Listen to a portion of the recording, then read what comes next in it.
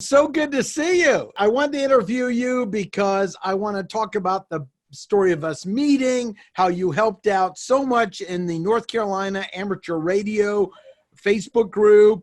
And then I found out that you were interested in getting your amateur radio test, and I had the honor of being part of the connecting people together, and you, another veteran, helped take you there. Yes, Johnny Privet. So I really want to just kind of talk about the journey, and you passed not only your technician, but your general in one sitting. Is that right?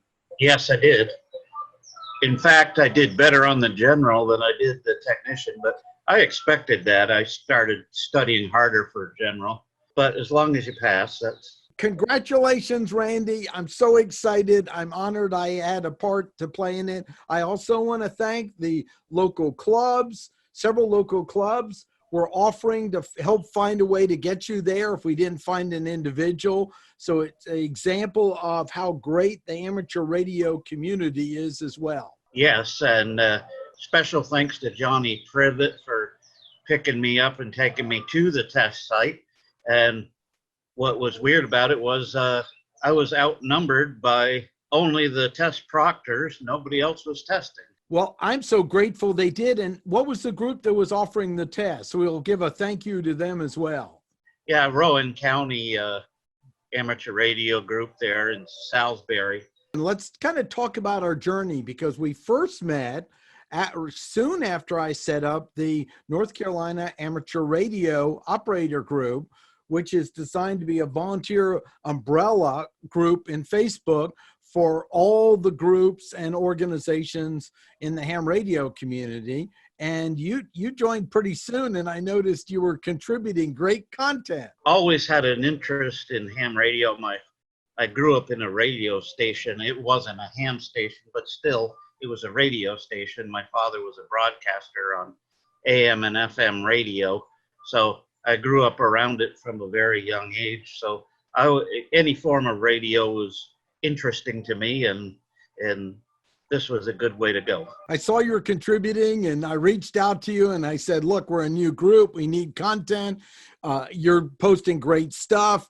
If you'd be willing to help me. Charles Murray, KI4DCR, we started it together. And would you help look for content and ideas and help support people and responding to it? You stepped up the plate, and then I asked what your call sign is, and you said, I don't have one yet. Yeah, I didn't. I do have receivers, so I was playing by the rules, listening in, and at least being informed that way.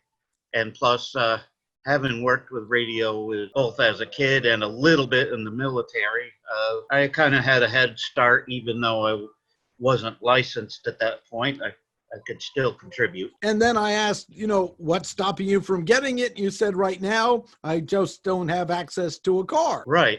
And that's where you got a hold of Johnny Privet and the folks at Rowan County Amateur Radio, and he came through for us. So a big thank you to him again.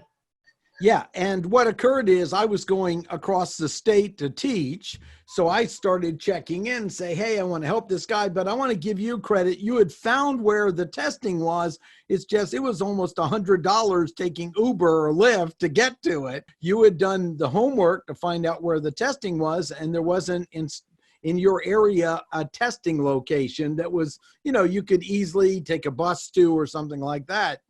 So I got excited for the challenge of how can we get you there? And I want to tell you, it was so exciting going across the state saying, hey, there's a guy that joined the group. He's grateful. He's a veteran. He's also a part of the American Legion. Is that correct?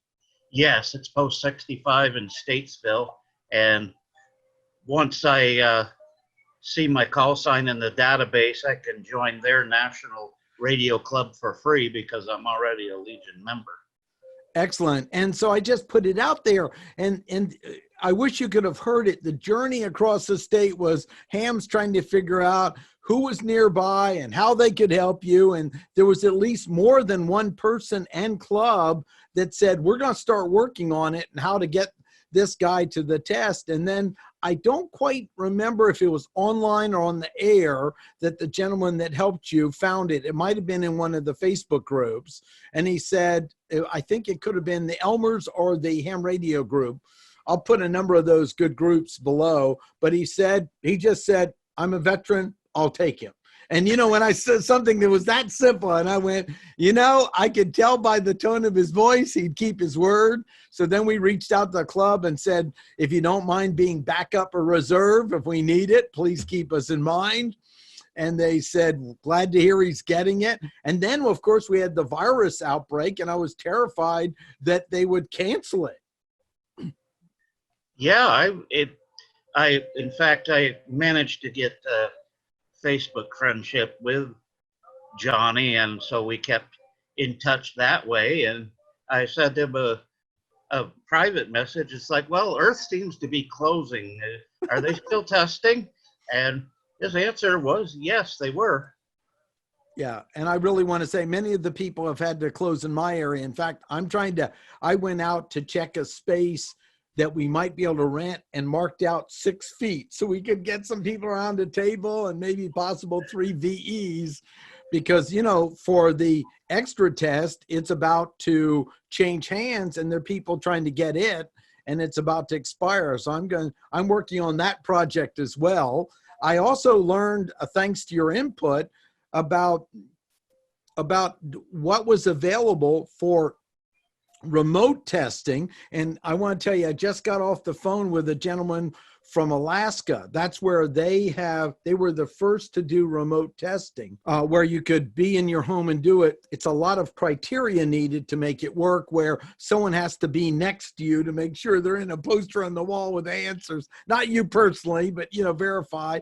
And then They use a camera as well. I'm just excited that that's available.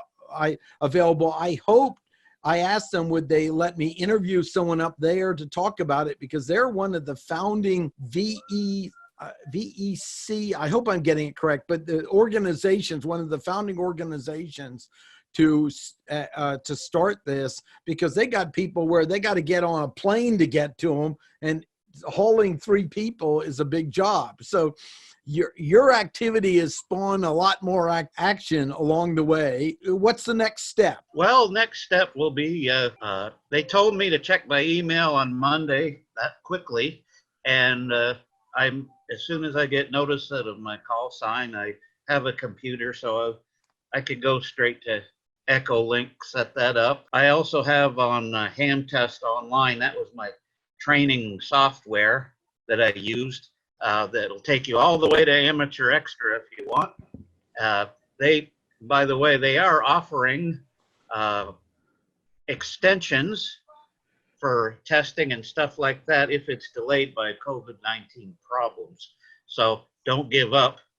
Keep checking. And we'll get their link below too, and thank them for helping out with it. And you said you were getting 95 to 100 on your test. So you're working hard to go over the practice and study.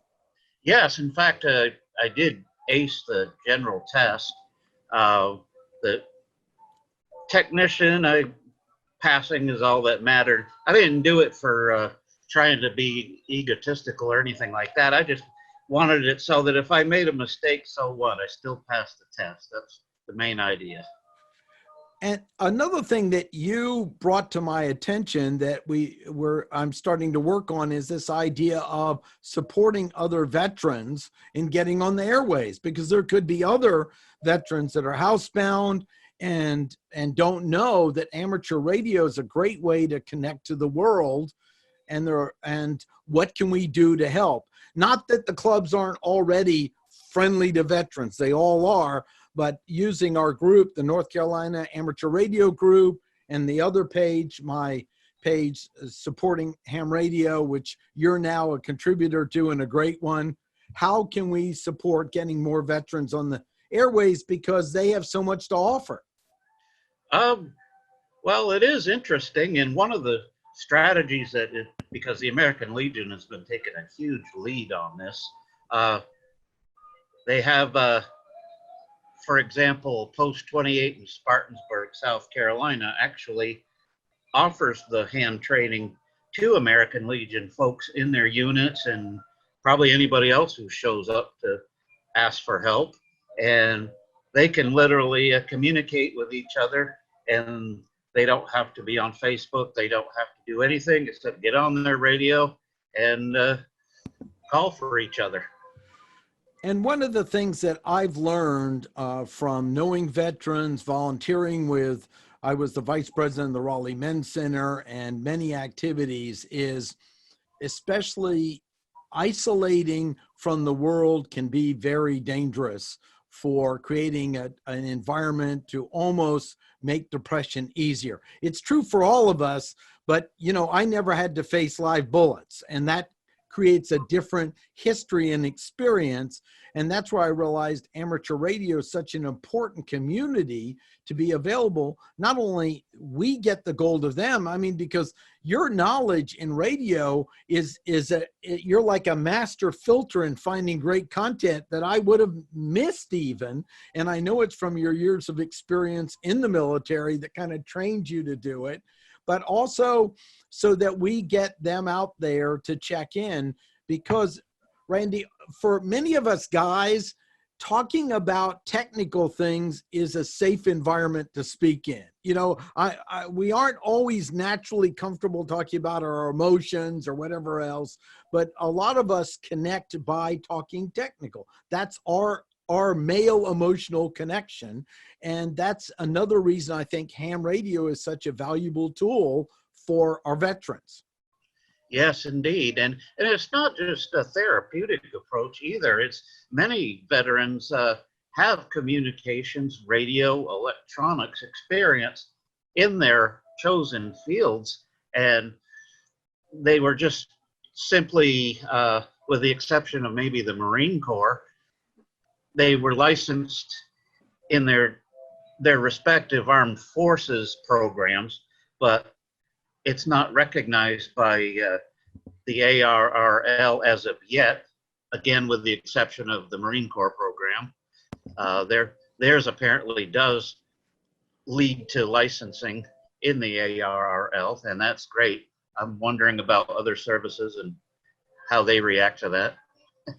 I still don't know. Several points on it. One, they're different rules. So I really see the value of getting the veterans to take it. Not only that, most veterans have worked in the radio. It's just matching up new terminology. I mean, they seem to have an almost aptitude if they did it. I am interested in learning more about what's available for the Marines, because I know several, and I didn't even know that possibly they may have a pathway to this.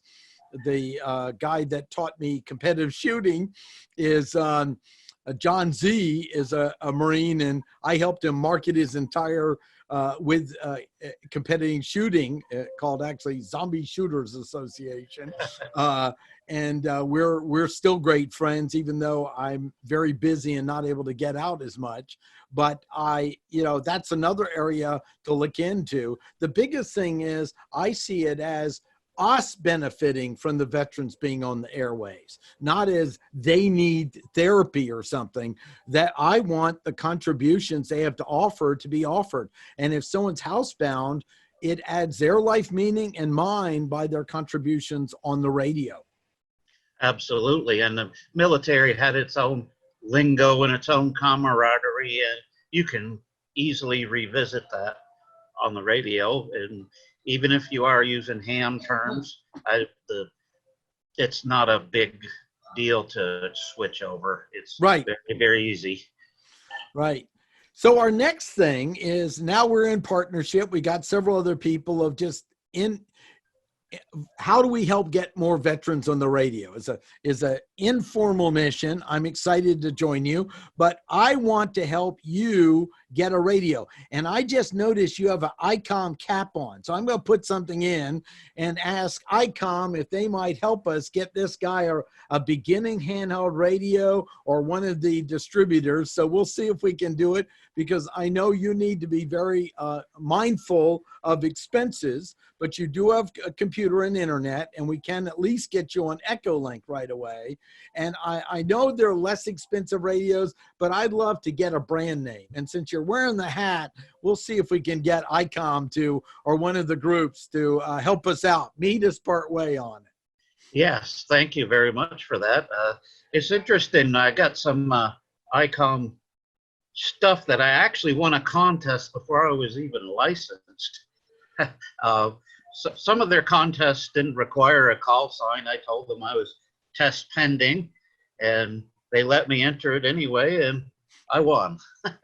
Well, So that's a real fan, and we'll see if we can get either one of the distributors of it or something to help out. I'll pitch in some if they'll meet me part way. So that's, just so you know, that's another agenda. Maybe someone else. I'll put in a few for it, and that would be, I want you to be able to be standing there with your cap and your handheld in the hand, just like this. Here's my ICOM. This is my ICOM ID 51. I love it. Now that's a little beyond the entry level, but we'll find something out there for you and love to get you on it. And once you get your call sign, let me know and let's do our first call over Echolink. Okay. All right. That would be great. Any advice you'd have for other people that are working and may not have as much ability to get around and want to get into amateur radio? Advice you have, or some tips?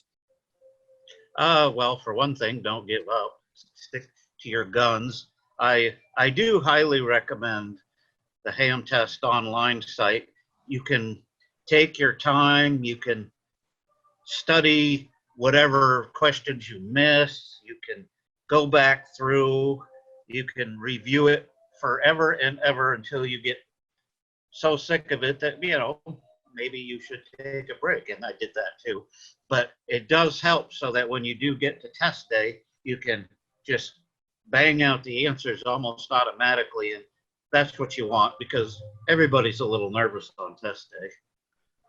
Absolutely. And I want to shout out to the Fast Track guy. I'll put his link. I used it for the extra and also used his book on the mathematics. I needed more, and he tied it real together. But I still want to say, don't forget the handbook from ARRL to have. It's always a good reference guide as well.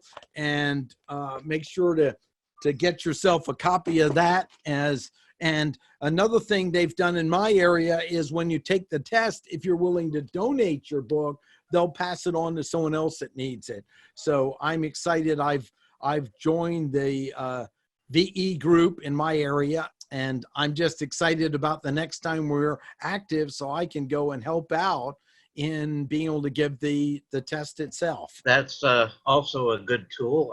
I use that because I borrowed one time a copy of that from the library as well. So I used multiple sources, and I think that's a good idea too. That way you cover as many bases as you can, and you don't get as bored with one set of test questions. And it keeps you energized and gives you a chance to keep going. Fantastic. Well, we're going to have our first Zoom meeting. It's not ham radio, but Zoom meeting through the North Carolina Amateur Radio Group. So I look forward to, I know we'll get a small but important group there to test. And then the next plan I have with the group is maybe to see if we can find a good area on Echolink, because everyone theoretically can access if they have a computer. And of course, that's not traditional amateur radio, but I still don't know if there's a repeater that will link through the entire state yet. There may be. Hopefully we'll find out, but that would be the next option. So we can all start having some regular conversations. First, off the ham radio, we get to see each other like this. Then maybe Echolink. Then we can there might be a way to link repeaters from Eastern and Western North Carolina as well. That sounds like a great plan. I think it can be done. They do have some linked repeater networks out there right now, so I don't see why not. Fantastic. Well, I'm so excited in our journey together. Our next goal is talk to you on Echolink, and then find a way we can work together to get you a radio. I know there in your area there is a repeater, so you might have to stand outside, but we'll find a way to get it and keep moving, and then help other people get on amateur radio, because it's some of the highest quality people. They have to pass the test. They have to be engaged, and it is designed to be self-monitoring. So we want to keep encouraging people actively and giving back to their community on the amateur radio airways. Yeah, in fact, in Statesville, I'm surrounded by 5 repeaters and like 2 radio stations. So when it comes time to measuring signal strength, I got to take that into account, because who knows what interferes with what. We'll find out. Hopefully nothing. And that's fun, part of the fun of the hobby. Right. Exactly. So Randy, when we've got your call sign, we'll have it in QRZ, and then we'll have it and we'll put it in the text below. So I can hardly wait when you can say, Mark, just, you got my cell phone, so call me the moment, because we aren't direct, you're just far enough, you're out of link on ham radio, and then we'll get on the amateur radio Echolink, and we'll see if we can make our first connection as soon as possible. All right. It sounds good. I look forward to it. Thanks for letting me to contribute to you. Meant a lot to me. And thanks for being in our partnership and helping other people learn and enjoy the wonderful hobby of amateur radio. This is KI4CFS Clear, and you're welcome to say 73 with a future call sign. Randy, I'll let you have the last words. All right. Well, 73s to everybody. My last call sign was actually a military one, Romeo Romeo Hotel. You went with your phonetic initials, so back to NATO. That sounds good. That sounds great. Well, you take good care. All right. Thank you.